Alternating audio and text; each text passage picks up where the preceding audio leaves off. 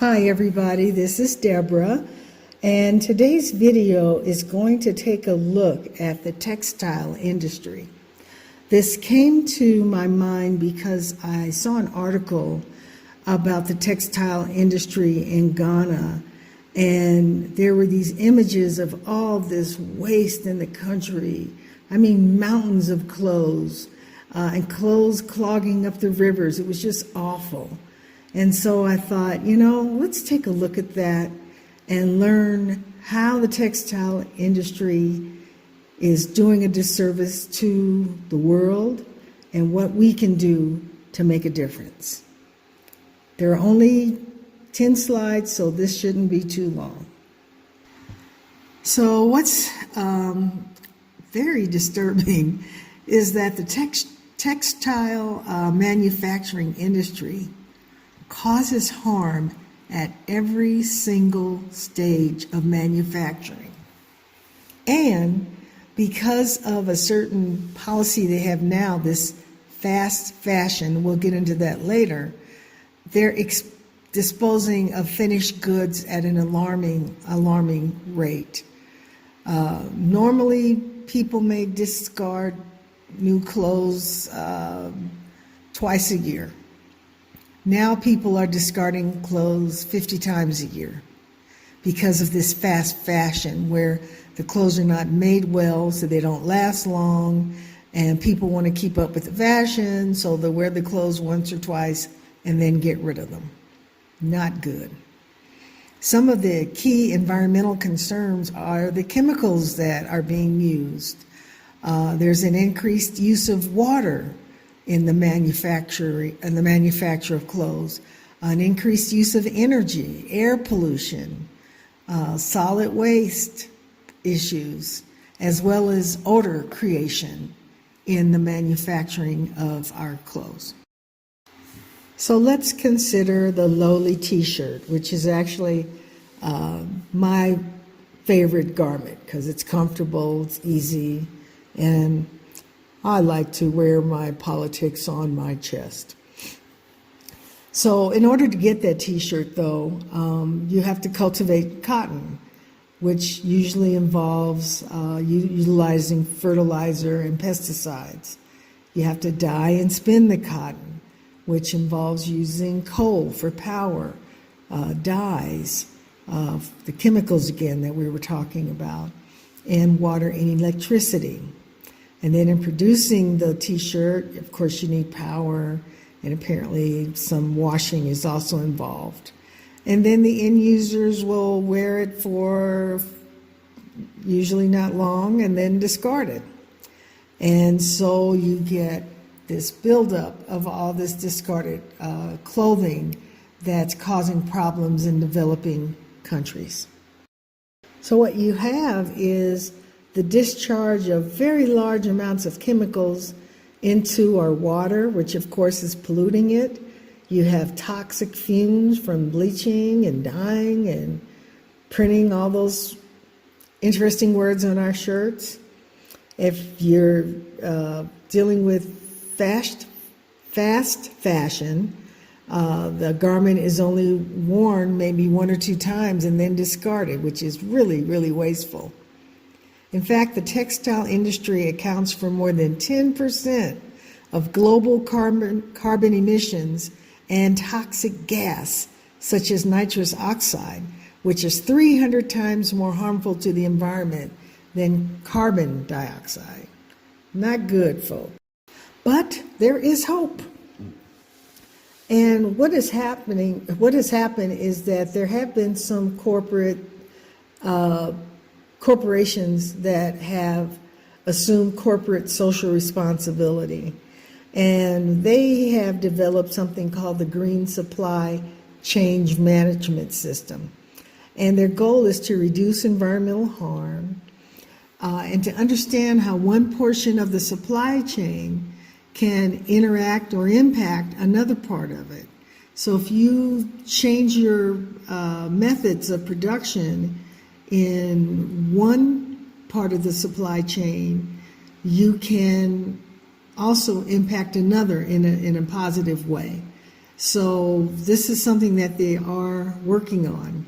And fortunately, there are even some consumers who are requesting more attention to harmful manufacturing processes. So that's good to know. And there are some who are involved in the textile industry who are starting to look at ways to make a difference. They're looking at in eco-design, for example.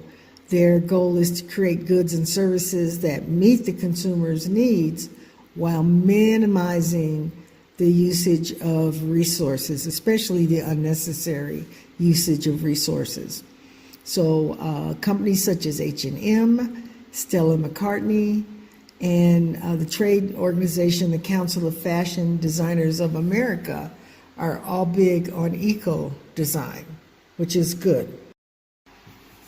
So with regard to materials, people in the industry are exploring biodegradable processes that don't use toxic additives such as fertilizers or pesticides. In fact, they are looking at natural materials that meet environmental standards in both the properties of the materials and the processes used in creating them. And some of these materials include cotton, flax, hemp, mulberry, and I think that's rami. So that's also good to know. In terms of manufacturing, there's a bit of a conundrum here because with increased production comes decreased production costs, but it also leads to increased energy use, which leads to increased carbon dioxide emissions. And also with the increase in production, you have an increase in the possible occupational hazards that can occur. So working on some of those little parts of the manufacturing process that we mentioned earlier is really where they're making a difference. So, but just the whole manufacturing process itself poses a lot of problems. So let's look at some ways the textile industry can decrease their environmental impact. One of the ways is looking at alternative ways of producing like waterproof or breathable textiles through the use of something like carnauba wax that we use on our cars. Another way they can decrease their environmental impact is to dye and waterproof materials at the same time so that they can eliminate some of those manufacturing steps. Third way is to recycle materials into new products. For example, people can use recycled fishing nets to make nylon. We have a group here, I think it's a social enterprise, I think is what it's known as. And what they do is these are creators, designers, seamstresses, sewers, because there are men who also sew, who take materials and they create new products with them. And I've been to Kuza, Africa, which is the name of the group, and they have some really nice things in there and people doing some really interesting stuff. So we need more projects like that throughout the world. Fourth thing that the textile industry should do is to avoid and really discourage this rapid fashion trend, because this is where, as was said earlier, people are just kind of wanting new and new and new and more, wearing things just a couple times and then getting rid of them. They also need to upgrade their wastewater procedures. So rather than discharging their wastewater into our natural waterways, they can instead recycle it, use it for biogas, or things like that.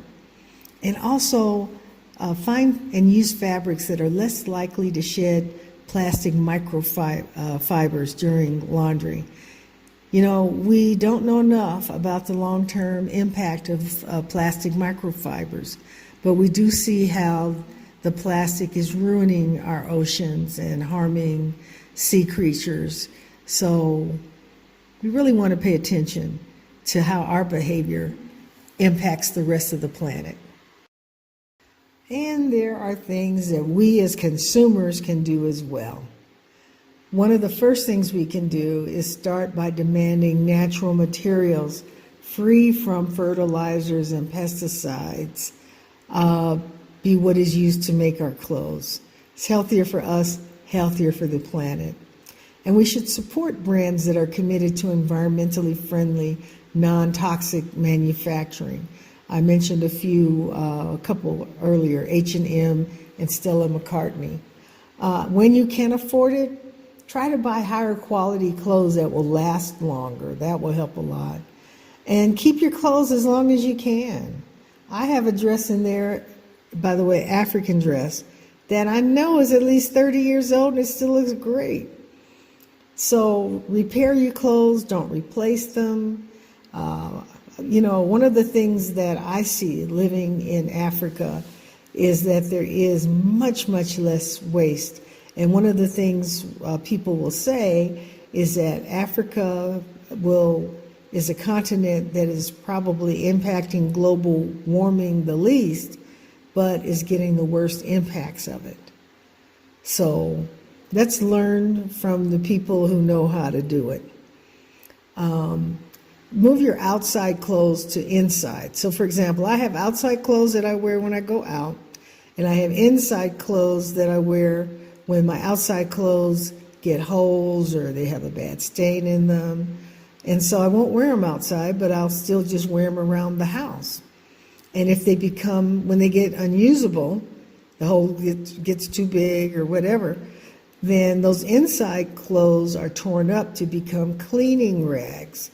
So I'm still using them, not just tossing them into the trash. I'm still finding use for them. And if you are donating clothes, find out where they will be sent. Because many of those donated clothes are not of good value. That's what this video I was watching on Ghana was pointing out, that you'll have people who will pay for, let's say, 10 bales of clothes, and they can only use 4 of them because the other 6 bales are just not usable. So again, waste, waste, waste. We got to get rid of that. And then I discard my cleaning rags that were made for my clothes when they're no longer usable. So I will keep things for a long, long time, which I think is not a bad thing to do, and is something I encourage you to do as well. And finally, this is the article that I read to get the information that I provided for you in this presentation. Forgive the way the references presented. I did not look up the proper way to cite a reference. All the information is there, but it sure is not in the right format. And I left grad school before they had this DOI.org thing that they use.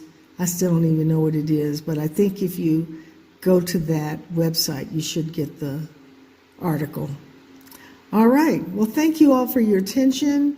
And please think about how your relationship with your clothes can make a difference in not contributing to all the waste on our planet, and instead can make a difference for the better. Take good care. Thank you guys. Bye-bye.